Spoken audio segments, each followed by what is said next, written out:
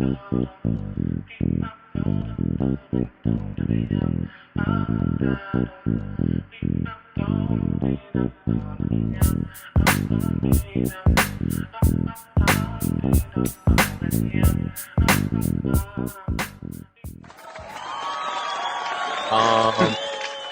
yeah, we could wrap that up real quick. I'm gonna jump into some Atlanta talk. You talking about the battle? Yes, sir. You know what's crazy? All right, so real quick, I'm gonna do an introduction. Yo, so I got my man Rose here and AD featuring Garvey again. He came back to back like Danny Glover and Mel Gibson, on the couple of the weapon. Funny enough, when I was at my old gig, I used to ask people, like, because I had like a weekly check-in with a lot of the black folks. I'd be like, yo, do you think any, like, Versus the thing that Swiss Beats and Timbaland started gets millions of views. And I was like, do you think any white advertising people know about this? It was just interesting because like I just would never. That's a good question. I don't think so. I just wonder if they knew. So so crazy, bro. I brought that up in the meeting. It was with the Babyface and Teddy Riley's verses, and I brought it up in the meeting. And all the people that didn't look like me in that meeting looked at me like, what is this mofo talking about? Like, I don't know nothing about this. So from that alone, I think that I feel like they're a little disconnected. Yes. And then, yeah. All right. Which is wild because this Verzuz shit has been getting numbers, bro. Like, I think with the Teddy Riley joint with Babyface at the time was the highest one. And at the time, that I think almost broke 1 million, and then you had the one with Jill Scott and Erykah Badu that had high numbers, and then you had Monica and Brandy. But I think Monica and Brandy was the last highest one before. Yeah, they got up in the millions, from my understanding. But then this Gucci and this joint with Jeezy. I mean, it got what? I can't remember, but I think total, if you combine the streams from Apple Music, definitely IG Live, and I guess whatever the streaming, it was like 10 million views. Crap. I mean, that's like and that's not robots. It's 10 million unique people tuning in to a battle. And then you know what? What's more AD? Like, cause we talk real about street shit too. But look, before we even get to the street shit, because you talked about unique people, right? Yeah. Let's think about the households that might have had 4, 5, 6, 7 people watching the battle. True, because people clustered up right now. Oh yeah, go ahead. Yo, AD, you know what I'm talking about, bro. You know what I'm saying? So like, those are even more unique views. So let's say we probably maybe got to like 13 million. So if we talking about the household. So yeah, because I watched it at my friend's house, and it was like 1, 2, 3, 4. It was like 5 of us there. There you go. I pull up the Verzuz page. So it got 1.8 million concurrent views, 5.5 million total views, 2.3 Apple Music views, and this was on. Sorry, what I just read before I said Apple Music was on IG Live, and then 1.3 million on YouTube and Facebook, 7 million impressions, 1.6 million tweets, 3.2 million globally. Like, fam, those are numbers. Dude, those are numbers, and I don't know if I'm going to go on a limb here. They probably spent zero on media. Apple Music, Ciroc, and Network were the. I think it was all organic media. Like, I feel like I seen them. I felt like it was Gucci Mane, Gucci, who I had winning the verses for different reasons. Yes, Jeezy has better. Nah, real talk. Yes, we could talk about Jeezy has better music, but it was this wasn't a battle for like music. It was a battle for the streets. But let's talk about it. He won. Right? There's the video of Gucci Mane on his page, and he's like running down a hill, and he's like working on his exercising, and he says, "Yo, tell Snow Cone on the day of the battle, like, yo, I'm ready. And then if you're gonna wear that leather hat that you wore on your album cover, you already lost because I'm wearing that shit." And I was like, Gucci Mane talking that shit. So But I think it was all organic between Verzuz as the brand itself and Gucci Mane and Jeezy promoting it on their side. I feel like it's all organic media, which is crazy, bro. That's crazy, man. I mean, it was originally supposed to be Jeezy and T.I., which I think from a hit standpoint would have sounded better. But I think from a view battle standpoint, definitely the Gucci Mane versus Jeezy was the better pick, obviously. So, I mean, well, can we kind of talk about that? Because, like, the thing is, AD kind of brought up something on the last pod, and he talked about the story. There's no story with T.I. and Jeezy. It wouldn't make sense. There's a real story. But yeah. No, you're right. You're right. It's a real. There's a real story between Gucci. There you go. So like, people and AD, like, this is to champion the thing that you said in the earlier pod. It's like, America, people, no matter what color or creed, we love stories. Stories. And this is what it was all about. And I followed this story since So Icy in 2005. I want to say 2006 or 2004. I've been following these two gentlemen's stories. So, like, I know everything about the story. So I would have never wanted to see Jeezy and T.I. Me, there's no story there. Like, yeah. I mean, it just would have been hits.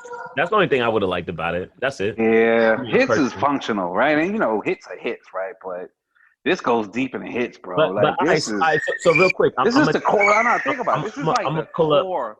This is the core of hip hop. I'm gonna pull an AD real quick. I'm gonna pull an AD real quick. If you look at kind of the selling point of it, or the ads point of it, it's interesting because if you talk about, like, from a music industry kind of like let's just sell some hits, that battle Jeezy versus T.I. would have made sense. But if you talk about from what Rose said and what AD said in the last pod, from a storytelling organic point of view, that's what happened with Jeezy versus Gucci Mane. And then you see, I mean, obviously we don't have the other battle to compare the numbers, but you see the numbers from the real battle. And it's like, but look at how Verzuz started, though. It started as a DJ thing. It started and DJs was the genesis of hip hop, right? And it started with these DJs going at each other with their, I guess like their dopest hits or whatever, right? But the first one was just Blaze versus Swizz. The first one, yeah. But if you just look at, like, the core hip hop, it has always been about that battle. But street coming to, like, some battle shit, it becomes bigger than the platform itself. It's just Verzuz was the catalyst for these two gentlemen to squash whatever differences they've had now almost for 20 years. But ultimately, it was like their narrative was so compelling, man. My mom was talking about this shit, and she don't even listen to hip hop.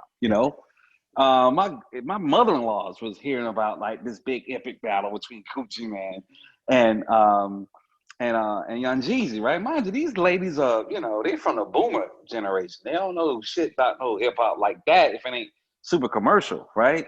Yeah. So that said, that lets you know that their actual interaction between each other, that quote unquote beef they've had now for these last almost 2 decades, it really transcends even them as dudes, because there's so many people involved with those things. Like, unfortunately, a guy died over this shit, right? And supposedly he was a up and coming rapper. So you can't fabricate this, man. And when you start having real stories like this crossing over into media, everybody's gonna be watching.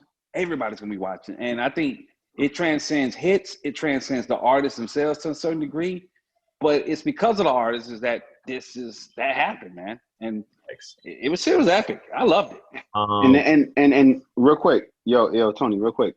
And the point that you made about the gentleman, passing away, in that capacity, is like, that's why the T.I. and then Jeezy battle wouldn't have worked. I mean, not that it wouldn't have worked, because people would tune in, but it was like there is a whole life that was involved. And you had another individual who's involved in the situation, and that person's life was on the line. Because let's say Gucci Mane died out of this whole situation. this whole thing could have been a different story. So now we have two individuals who surpassed this thing, who had a beef at a certain level, and they're both here to sit here and kind of communicate to the mass public. Gucci Mane is so country. Listen, your AD, I put something in the chat the other day, and I have appreciation of country people, right? Because at heart, I'm very country, and I'll tell anybody. Yo, you gotta resend that to me. I ain't getting it. No. It's good. It's good. Go back and look at it.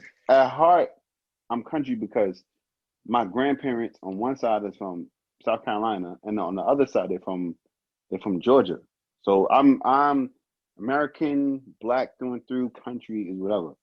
And Gucci Mane, huh? No, my bad. No. I'm saying Gucci Mane is so country through and through, and I feel like he's like a person. Just he just like a relative. Like it's like I understand. Like he's just very. If I don't like you, I don't like you. If I like you, I like you. He's very there's no gray area, right? He petty. He mad petty, bro.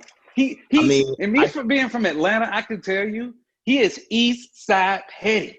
Because okay, you know how you guys talk in New York, how Queens cats are just mad petty, right? Right.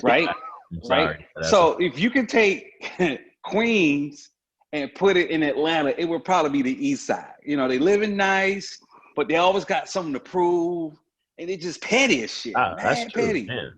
Gucci I appreciate petty, I love he can fight. He can fight now. But here's the thing. And I feel like the thing that a lot of people miss from that verse is the fact that they missed the story. And that's the thing that it was very comical to me because story. Huh? Sorry, finish what saying. I'll get to my point. No, what were you gonna say? Because I'm gonna address it. What were you gonna say? No, I was gonna say I don't feel like a lot of people miss the story. I feel like a lot of people, I'm not gonna say this because I feel like this term is getting used too much. But if you were, actually, I'll say it. Fuck it. I feel like quote unquote, if you were outside or if you were like watching like the Smack DVDs, or if you were into hip hop, if you were into like the hip hop news, like if you're my age range to your age range, you're not gonna talk about that. You know what happened, and you know the story. I'll just give this quick thing and I'll let you finish. Like the watch party I was at, there was people who was like a couple years younger than me.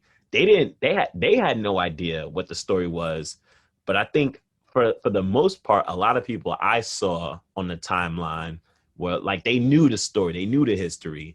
So I might be biased because maybe it's just my. No, you're right. Now maybe the people I follow know it, so I can't really say everyone knew the story. But I feel like for the most part, people knew why. I felt like people knew why there was tension.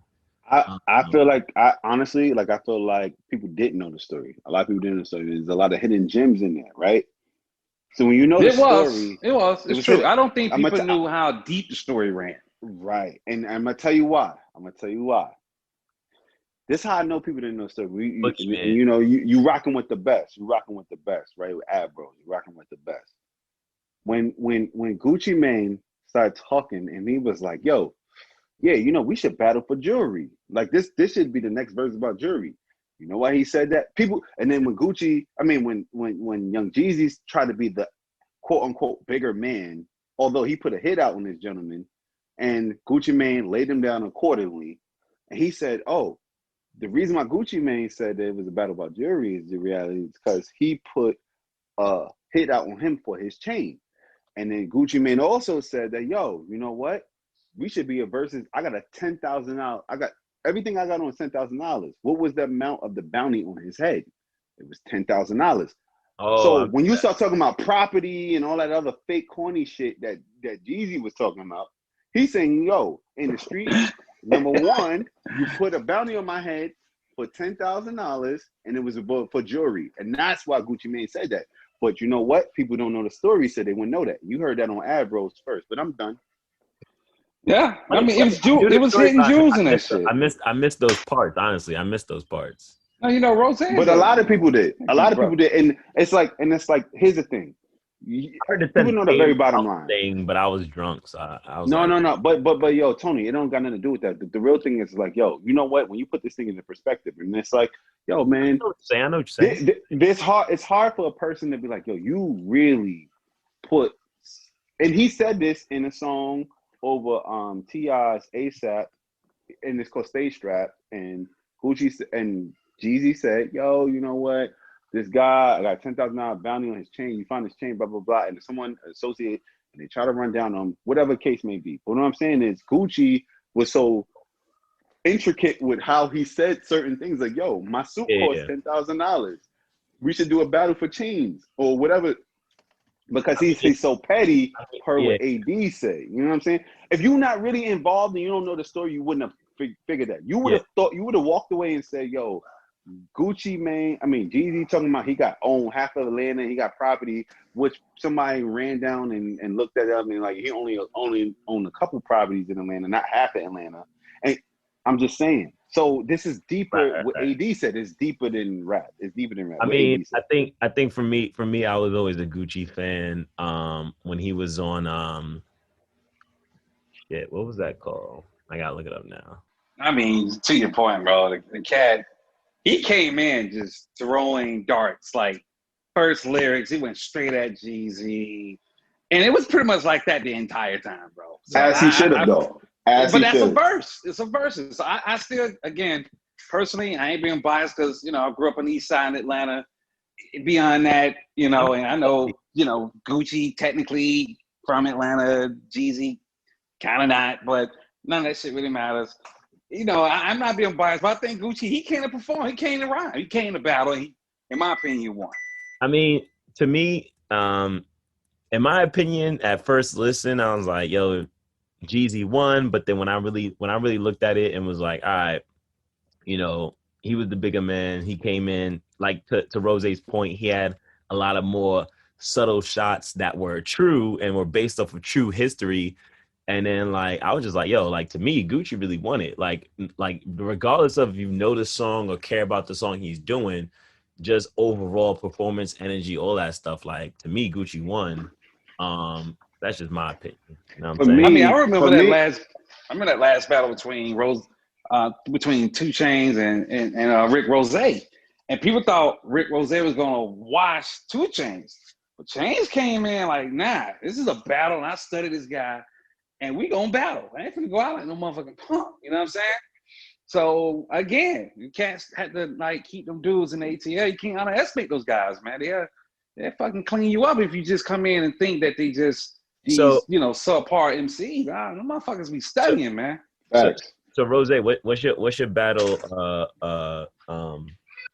What do you say? Because I have a question, a versus question. It's a theory, so you know. But go ahead. I want to hear what. Well, here's the thing. People walked away and talk about Jesus, the bigger man. You can never be the bigger man if you put another person in a situation and that person get out the situation.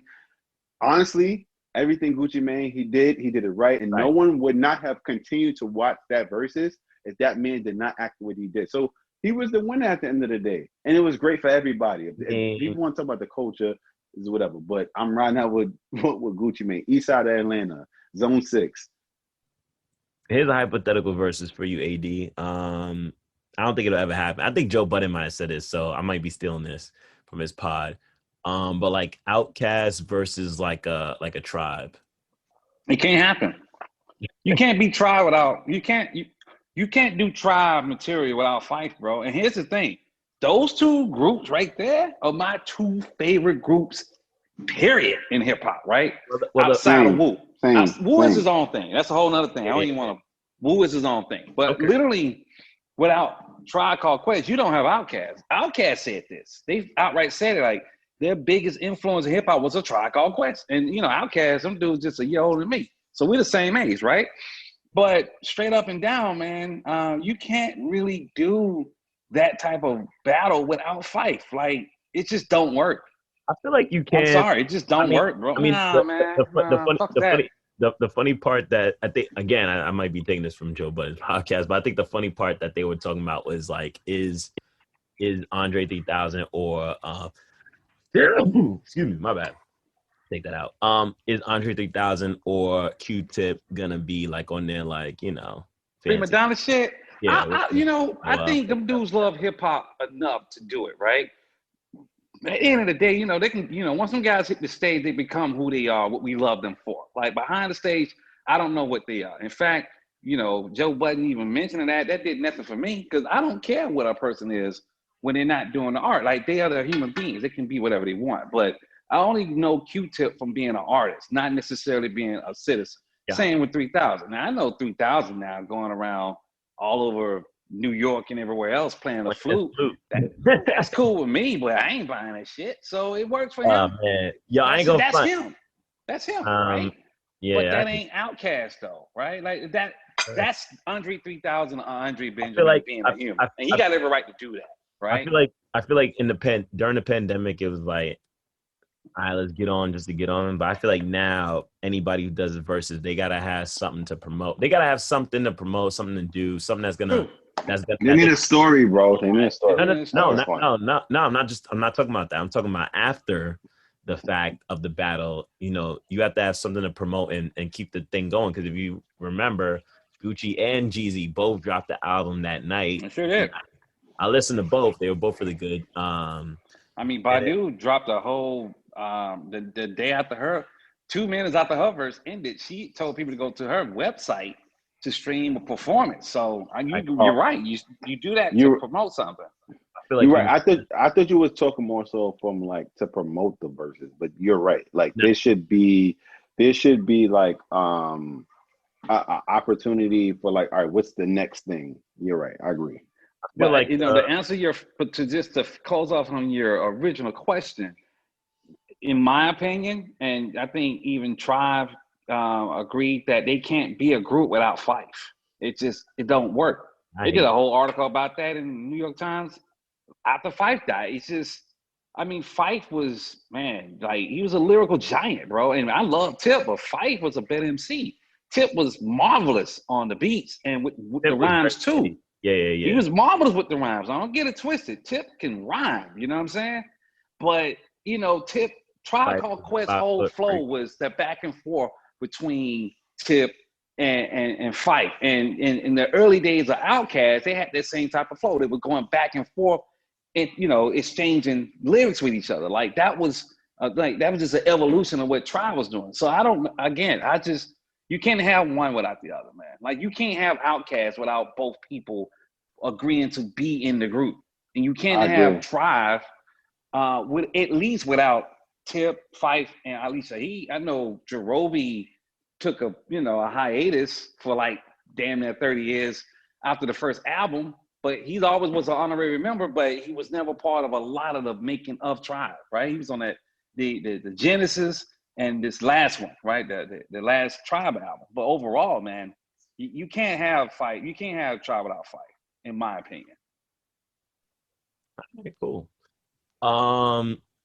So moving on. I mean, I don't know if y'all guys want to expand on that. No. I mean, so I think that go ahead. Tony, real quick. I mean, I think that's very interesting what you're saying, AD. But it's like, you know, the way I think about it is like the verses, right? Like we've been having this great just celebration of hip hop and just like, you know, we got to the point where it's like the Woo, right? And we had like we had RZA and then we had Premier. And it's like, yo, RZA had to play the tracks with the ODB. And Premier had to play the tracks with Guru, right? And it's like at the end of the day, it's like that's a good point. That's a good point. It's like I loved it. You know what I'm saying? Like well, maybe we get DJs to be one side. And that was my point. Your AD, that was right. Your AD, you my guy, because that was my point. Like maybe we get the DJs because like yo, you know what I'm saying? Like ODB, and we got Guru. Guru was like, man, you can't talk about Gangstar, but you can't play no Gangstar tracks without Guru, right? He's the voice. He's the voice. He's the voice of Gangstar. And then, so that's the only small like thing, like, and it's not disagreement because I agree with everything you're saying, but it's like, damn, like, yo, I still because when I hear the Big L rest in peace, and I got the doom doom doom, and it's like yo, and it's Guru, and it's like yo, it made me feel good. You know what I'm saying? So maybe they just like, to your point, maybe they should just get DJs from Outkast and the DJ former. Well, you know, at least Shaheed Muhammad just play these tracks, man, and just leave the MCs out of it. Because the verses made me feel good, bro. Like hearing Guru's voice, and it's like 1 million people in there, almost 1 million people, and hearing ODB's voice, man, 1 million people. Like, damn, bro. I'll tell you one thing, I remember that. They need a Wu exclusive, a Wu-Tang exclusive verses just between the members. Yeah. Raekwon gonna win in my book. Raekwon gonna win. I love Raekwon. Method Man, we love Method Man. He's a great talent. He is the face, but Raekwon the chef, and Ghostface Killer. Those are the two guys for me. I love them two guys. That would be a very interesting versus, because it's just like, how do you?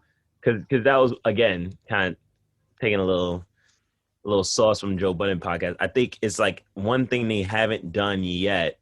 Oh no, they have, but it didn't work with the 112 and Jagged Edge. It's like doing a group versus is an interesting way to do it, because especially like I know you're talking about a versus of just the Wu-Tang between each other, because that'd be like who else gonna battle the Wu? Shaolin battle Wu-Tang. That'd be how do you do it?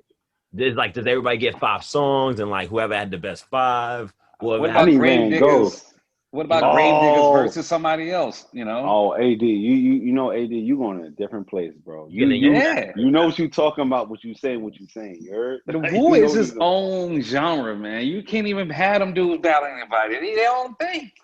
They will take the guillotine and take somebody's head off if you go against anybody else in hip hop. But yeah, it's interesting. I mean, Verzuz has a lot of legs, but I think you know, to me, I think they're getting a little slow with the battles and announcements. I know they just announced Ashanti versus Keisha Cole.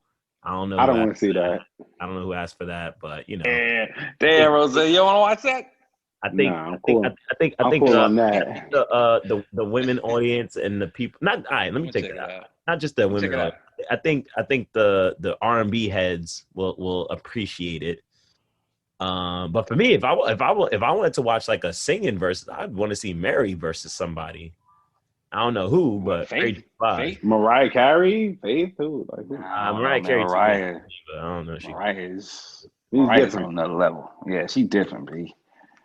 But she up there. Yeah. So go ahead. I would want to see a Sade versus. I love Sade. Like, ooh, man. Now you just talking about just mellowing out. She's just like just by herself and shit. To me, that's too mellow. Not that's bad. Interlude. Like it's very relaxing. I just want to see her perform before I die. But anyway, hopefully concerts come out.